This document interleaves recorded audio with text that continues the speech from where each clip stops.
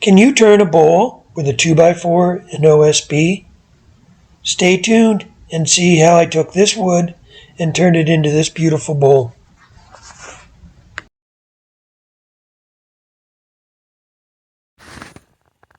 I'm going to redo a video that I did earlier this year. It was actually one of my more popular videos with over 7,000 views. I'll put a link to that in the description of this video. This bowl I think turned out even better. Starts with a 2x4. You can see them there. They're cut at about 17 inches long. And OSB. A lot of people overlook this kind of material for turning bowls, but this is going to be segmented, and I think you'll agree in the end that even though I started with some pretty cheap materials, it turned out to be a very beautiful bowl. So the first thing I'm going to do is address the white elephant in the room on this picture. You can see that I'm wearing noise-canceling headphones. This is obviously not a noisy activity that I'm undergoing, but I do think that one of the best purchases I made for my shop is noise-canceling headphones. And I use these, they're also Bluetooth, so I listen to music on them. The advantage of that is that I always have them on. The next thing about this project is you're going to see that it uses a lot of glue. And when I mean a lot of glue, I may use up to half a bottle just gluing this piece up. Here you can see the 2x4s and MDF alternating and glued up. Now I have it mounted on the lathe and we'll begin turning. This turns similar to any other wood mounted on the lathe, although being softwood, it is prone to tear out, so you do have to make sure that your tools are exceptionally sharp.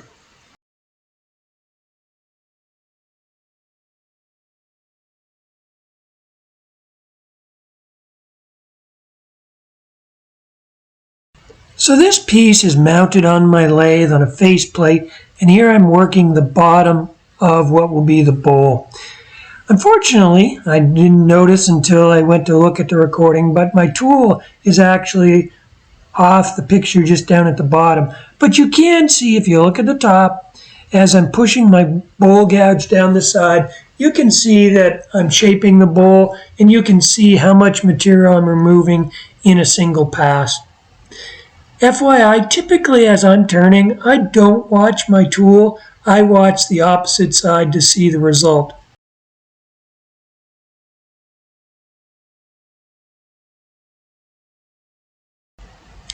Now here you can see very clearly that end grain tear out is particularly bad with the softwood. So it is very important that you have sharp tools.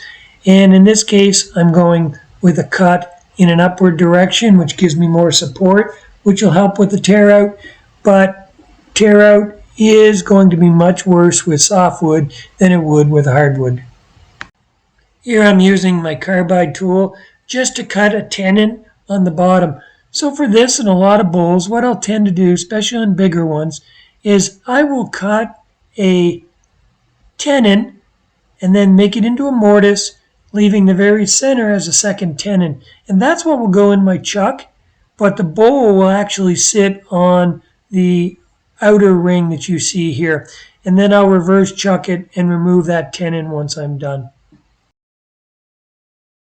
Now the bottom of the bowl is shaped, and I'm using my negative rake scraper to remove some lines. Here you can see very clearly two lines that were left on the surface, so I'm just using my negative rake scraper and my carbide tool to get rid of those. You also saw there a second ago that there was still some tear out. That's why I've switched to my carbide tool to remove a little bit more material to try and remove that tear out.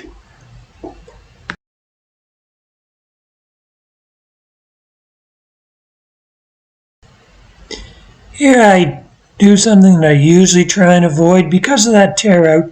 It's worse up around the rim. I'm switching back and forth between my negative rake scraper, my gouge, and my carbide tool. Typically don't like to do this because you end up chasing your tail.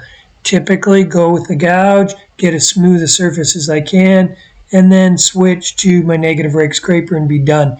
if I switch back and forth from the negative rake scraper to a gouge, I'll just end up putting the lines back in that I was trying to remove with the negative rake scraper in the first place.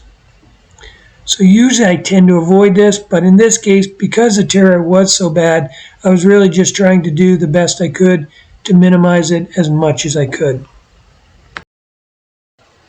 So here I am sanding the outside of the bowl. And I started with 60 grit. I don't usually start that low, but because of the tear out, I did start lower. And I worked my way up through 600 grit.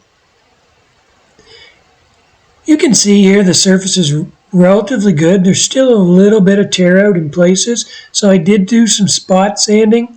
Again, with softwood, you do want to be careful doing spot sanding because you don't want to change the shape or create a divot.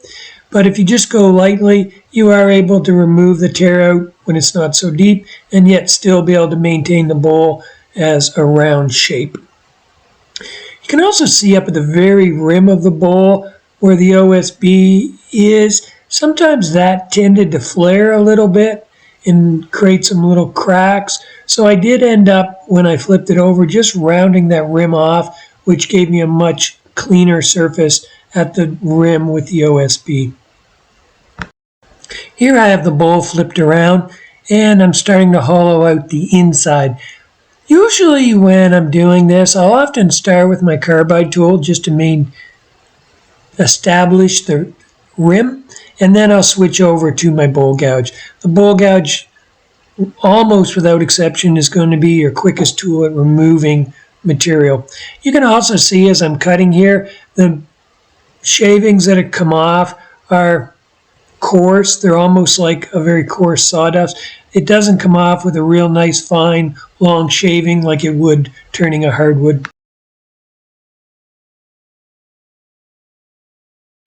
I didn't show, obviously, all the shaping of the inside of the bowl, but here I am, ready to start sanding it. And as I mentioned, I'm just taking some paper here and relieving the square, sharp edges, which helped eliminate some of that tear out that I got on the very rim of the OSB. Once I finished with the paper, I then switched over to power sanding. Again, I sanded from 60 grit up to 600. I didn't show this step, but after I finished sanding up to 600, I had also applied some sanding sealer, which I then sanded back a bit as well. I believe I actually applied the sanding sealer when I was at 120 grit before moving on. And now I'm just applying a tung oil. The tung oil just helps darken the wood down, and it helped accentuate the OSB a little bit better.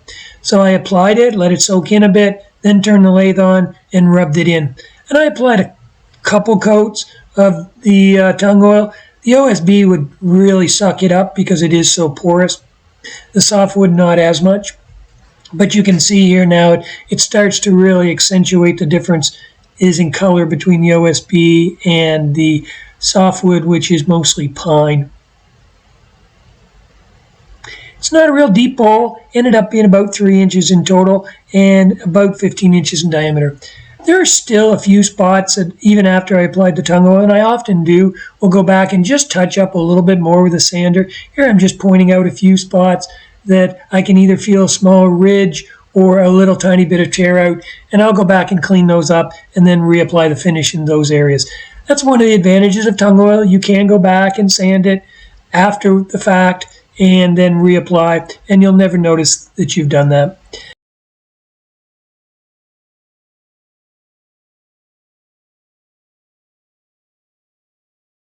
Pretty pleased with the outside. It's pretty good. There is a little spot right here which I did end up touching up a little bit, but other than that, the outside is pretty smooth, and really, other than those spots I've shown you, no tool marks to speak of. When I was finished with the tung oil, the next thing I did was I used my abrasive paste and my polish, and then I applied a spray lacquer. The surface of the OSB was a little rough, so applying a lacquer does just help seal that a little bit better. Once that's been done, I put on about 5 coats, and then I reverse chucked it here. And this is just a friction drive. So you saw there that I had a piece of wood mounted in my chuck with a non-slip cloth, and then I engage my tailstock into the bottom of the bowl, and then I will use my bowl gouge to remove that tenon. Here I just check to make sure that it's centered well, and it is. I actually, before I got to this point, I had actually brought my tailstock up to make a small indentation so that I would know where center was when I went to do a reverse chuck.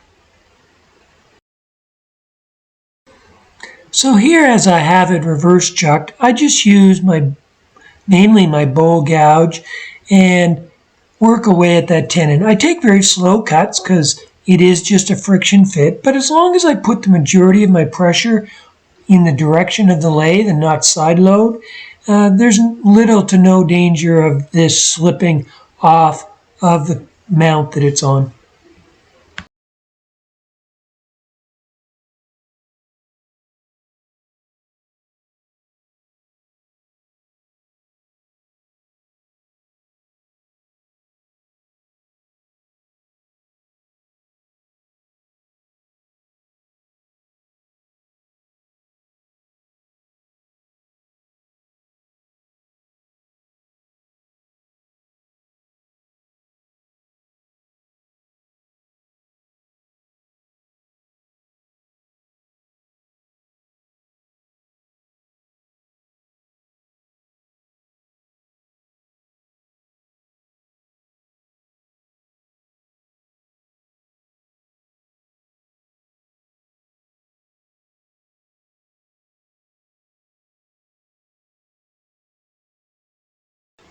So here's the finished product. Pretty pleased with the way that it turned out.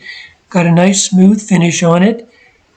And the diameter is 15 inches in diameter, and it's about 3 inches deep. So it's a pretty big bowl, and it turned out much nicer than the first one that I did. Hopefully this has given you some ideas and encouraged you to try something like this for yourself. You don't always need the best wood to end up with a beautiful finished product. And for those that are interested, this bowl is for sale.